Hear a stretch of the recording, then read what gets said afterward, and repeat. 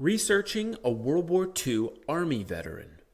Individual deceased personnel files.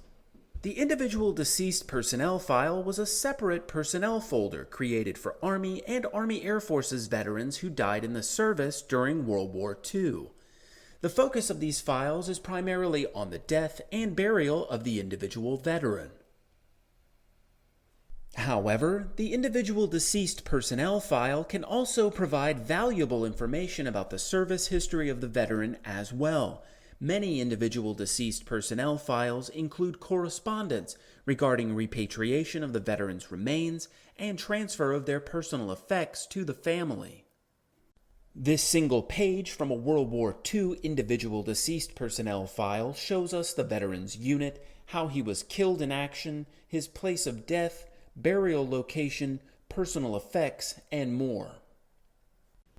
I hope that you found this presentation helpful. If you think that others may be interested in learning more about researching a family member who served in the U.S. military, please share this video on social media and let others know about the services we provide.